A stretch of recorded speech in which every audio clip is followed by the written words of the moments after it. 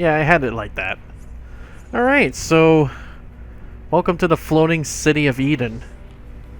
I think this is where people wanted to go, or these guys wanted to go early on in the game, but now that shit's been happening, like, we gotta clean this mess up.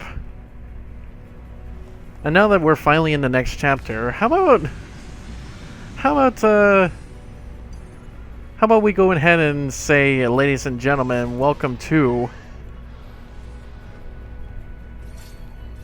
Actually, I actually don't know what to say here. What? This is what's ruining my commentary right now. Like, I have actually nothing to say right now. I actually do have something, but I just don't know how to word it. And that's exactly what Amanda was talking about earlier. Like, I just don't know about my commentary at this point. It just comes and goes, to be honest. Oh, shit. I didn't expect that guy to come up. Oh, I didn't even want diversity. I wanted Cerberus. But... Are you guys ready for some story time lore about Final Fantasy XIII with your good old pal Scarangel Plays? No! Well, too fucking bad. In fact, to be honest though, being a gamer growing up and being a Let's Player / streamer and stuff, or just a playthrough guy, lore is my favorite part of the game. No matter what game it is, I always find out what exactly is going on in the game. And what's been happening. And instead of just being like, what the fuck is going on for like hours on end. In fact, I think that's what actually happened. Whoa. I think that's actually what happened in Metal Gear Solid 4. Unless it was just because of the title I made up with. I'm pretty sure it was the titles I made up with in that playthrough. And I was not too happy about those titles, but I actually hardly remember what was happening throughout my commentary in that game. Was it like all quiet and shit? I don't know. But it's a thing of the past. I'm here now and I have to deal with it. Oh, that's right. I remember another strategy that speedrun guy did. He had like paradigens of the same type. And he kept like going through each and one of those paradigens to like reset the battle timer to full gauge, and that would make the battle go even faster. That's what I remember from the speedrun. I guess I didn't plan that out sooner.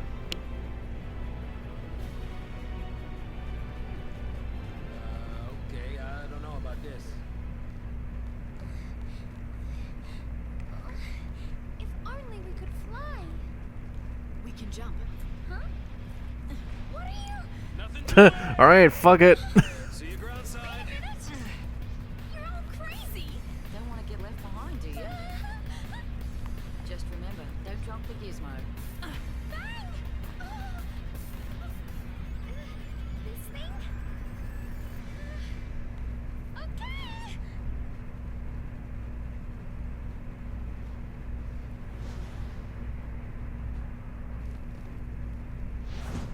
And now enter the Kingdom Hearts 3 flying section.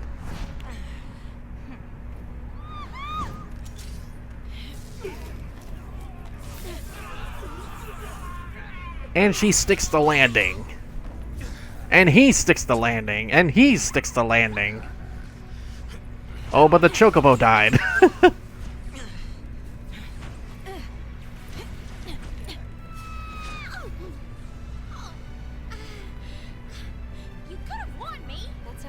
around on Cocoon. That's how light gets around. Let's go. So you remember how she did it at the beginning of the game at Hanging Edge? Right. That was because of that little gizmo. In fact, I don't think that was really explained. Maybe it's just what she has when she was in the corporation. Alright, now that we're here, I'm going to actually put it up. We're inviting you. Time for some story time with Final Fantasy XIII. Don't remember inviting us. Well, for shame. We love parties. The story of Final Fantasy XIII. And everybody just leaves. No, I actually like lore. So, if anybody doesn't know about Final Fantasy XIII's story, I can gladly tell it to you guys. The story of Final Fantasy XIII mainly takes place in the floating world of Cocoon. And I'm actually reading this in an article. I was actually reading it, and it's very well thought out, and I actually do fucking understand it now. Let's just hope this guy gets killed before I even get further into the game. An artificial planetoid built by the sentient fal'Cie machines, who mankind view as their protectors. So the fal'Cie are like their gods and stuff. Actually, before I go even further, I can just do this. Cocoon floats in the atmosphere of the world of Grand Pulse, a wild planet where beasts can grow to tremendous sizes, much like those adamantoises that we've been seeing at the open field and stuff, and also those behemoths. The citizens of Cocoon view Pulse as hell for humans, greatly fearing its alien fal'Cie who have waged war against Cocoon in the past. The story follows Lightning, a soldier in Cocoon's Guardian Corps army, who becomes entangled in the fal'Cie's plot to destroy Cocoon when her younger sister Sarah is chosen by the Pulse fal'Cie. And that is actually explained more into this story here. Or it's yeah, fates intertwined. Having been secluded from the outside world for so long, the citizens of Cocoon have become paranoid of Grand Pulse. The Sanctum, Cocoon's government, led by the fal'Cies Eden and Primarch Gallant Dicely, who is also by the name of Bartandalus, have issued an edict whereupon any individual suspected to have come in contact with anyone or anything from the lower world are to be banished from Cocoon. Or in this case, from the beginning of the game, they get killed or prosecuted. So they think of the Pulse fal'Cie, or the Pulse stuff from down below, as some sort of disease.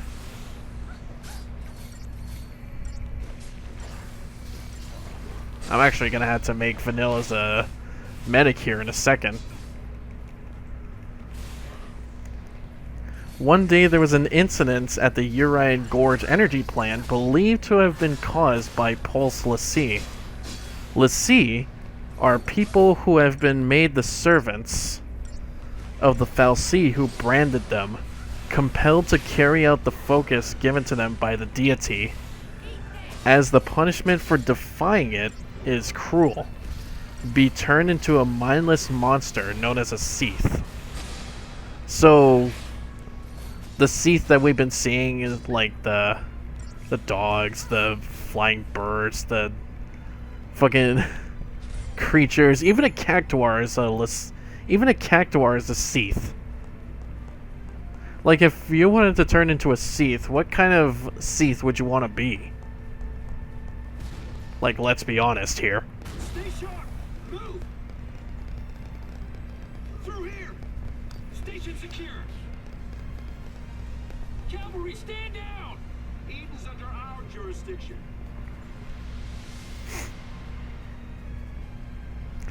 I don't know if I have to skip this part here. Actually, I'm gonna change it to diversity. Sure, why not? Unless I can... Nope. I thought I could skip that, but oh well. Let's continue. 6 days later, a pulse fal'Cie was discovered in an ancient Pulsian relic near the seaside town of Bodum, which is the flashbacks that we've been seeing in their, like, 13 days and stuff. Mass panic broke out, and soon Cocoon citizens were... excuse me.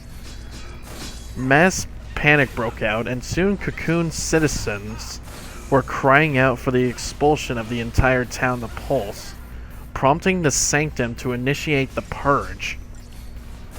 Within the next 2 days sorry, had to move the mic here. I was breathing through it. Within the next 2 days, the Sanctum's personal army, PSICOM, which is these guys that we're fighting here. So the PSICOM are like the second at commands underneath the Sanctum. Quarantined Bodum, seized the town's inhabitants regardless of whether they are citizens or tourists, and forced them onto purge trains. The people were taken to restricted hanging edge zone, along with the Pulse fal'Cie Anima. You know, that summon that we saw in Final Fantasy X, he's a Pulse fal'Cie too.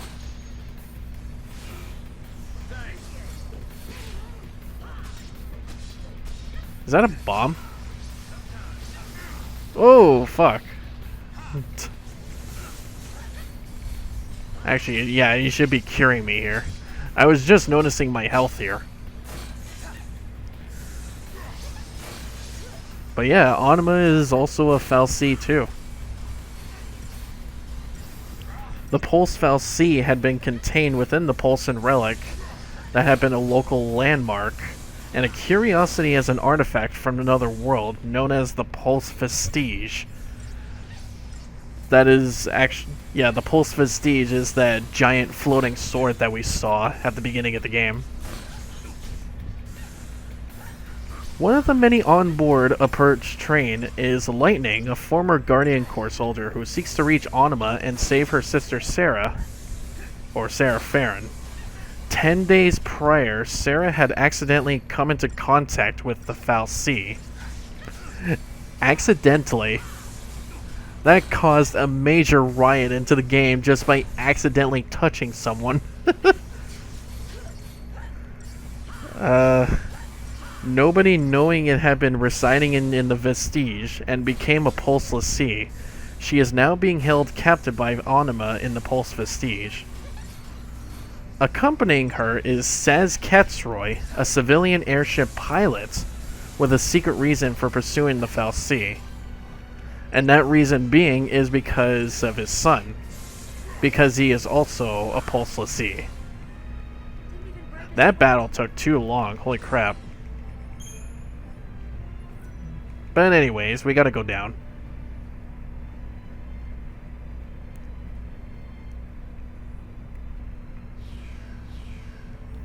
Here's some interesting looking elevators here. Thank God it's the weekend too. Like this whole past week was just like tracking shots. And I never thought it was actually like a time sucker.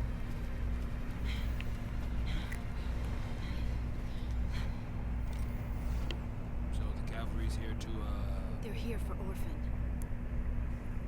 If it's close to the fal'Cie Eden, they're probably headed for the heart of the Sanctum. Right. And if they destroy it, bad things will happen. So long, Cocoon. Then we better get there before they do. yeah. Let's move! Oh jeez.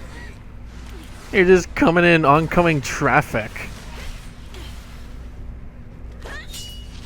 Ooh, that behemoth.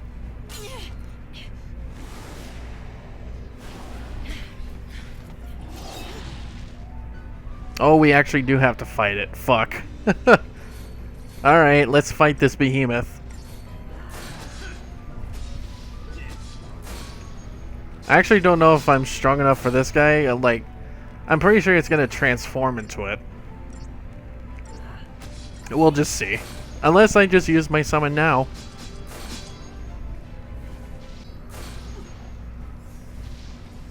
I think I just canceled out his Sunder move. Oh, fuck.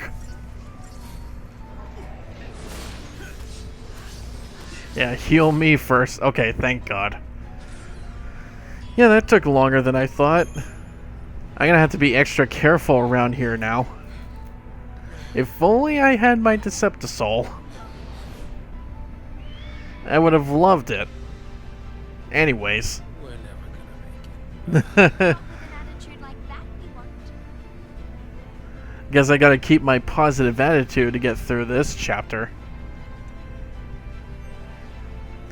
But as long as we're here, we're fine. We just had to keep on moving.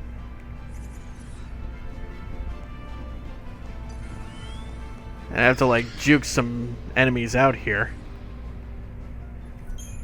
Okay, fuck this. I'm fighting him.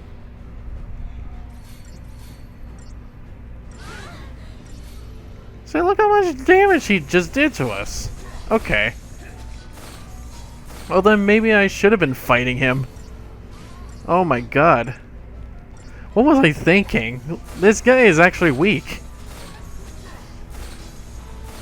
I could just take him out in like a minute. My god, I'm really like underestimating these enemies here. Like there's some that are just extremely, like it takes extremely long to even fight for, like the Behemoth King. In fact, that is a much different Behemoth King than we've been fighting at Grand Pulse. And then there's this guy who can just be taken down just like this. Oh my god, what was I even thinking? I gotta rethink myself here. Don't fight the chickens, don't fight the Behemoth Kings, but I guess that bird-looking creature is an exception. Oh man, I wasted time just trying to juke this guy out.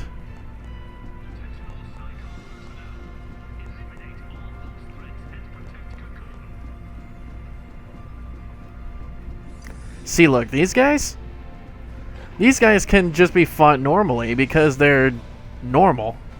These are adamant Therons. In fact, they're probably the biggest. Actually, I don't think so. The giant ones at Grand Pulse are the more stronger ones. Excuse me. Anyways, I'm actually going to continue that story time. So at the beginning of the game, we see Lightning, and she attacks the train, saving the people in the Pulse or the Purge train, alongside Saz Katsroy. Oh, and by the way, my apologies for like thinking that was bullshit earlier. I am gonna cut most of this off, to be honest. I just had to remember where. They stop the train and fight their way through the hanging edge as the Purge's true nature is revealed. Just gotta have to turn myself up here. Instead of a forced migration to Grand Pulse, as the Sanctum had everyone believe, it is a genocide. Elsewhere, Snow Villiers and his friends in a rebel group called Nora rally the deportees in a rebellion against Psycom, as he is also trying to rescue Sarah, as she is his fiancée.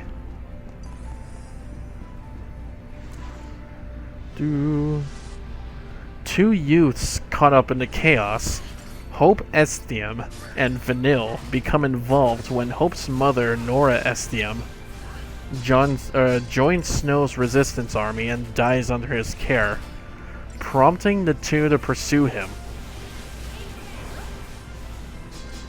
And I had to remember too that, oh god, I had to remember too that I'm almost dying. Out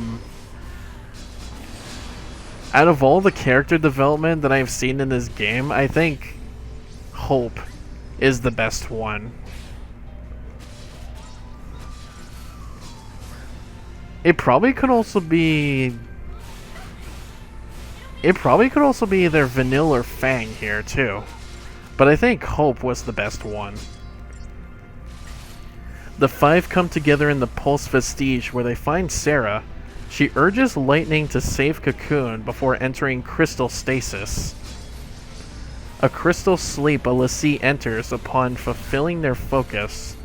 Lightning believes Sarah is dead, while Snow refuses to give up hope that she will awaken someday, believing the legend that states that l'Cie who fulfill their focus gain eternal life.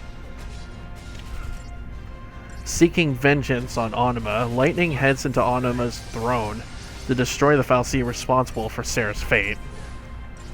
As the party faces Anima, Psycom forces blast the Pulse Vestige and everything in it into pieces.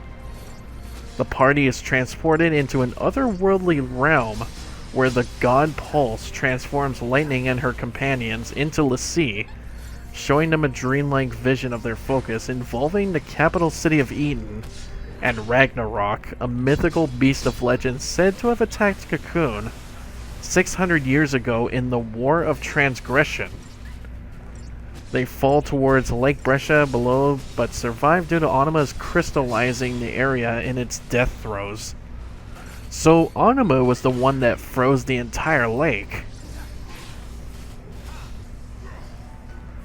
That's gotta be some power. So there are some bits and pieces from the story that I didn't know. Now enemies of the state, the newly branded l'Cie assume their focus is to destroy Cocoon.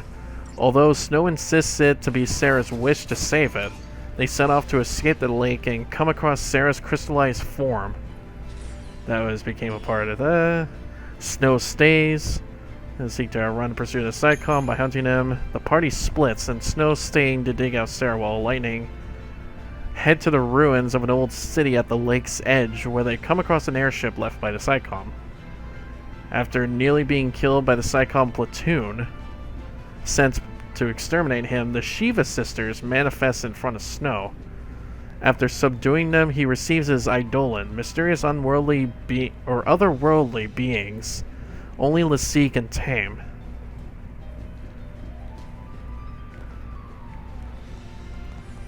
Whoa, okay.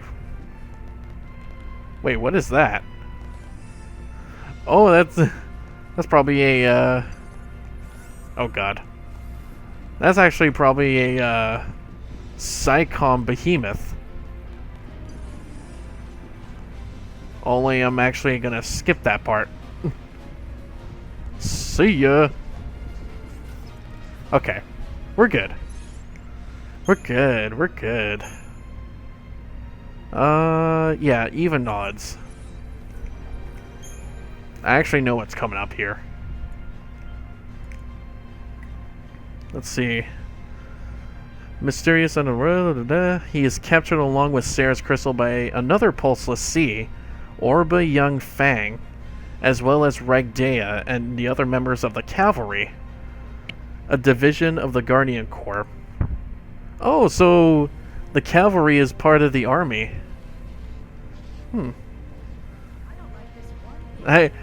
Wait, Cavalry? Oh no, the Guardian Corps. That must be the good... Yeah, the good guy's side. Okay, I remember. I remember that now.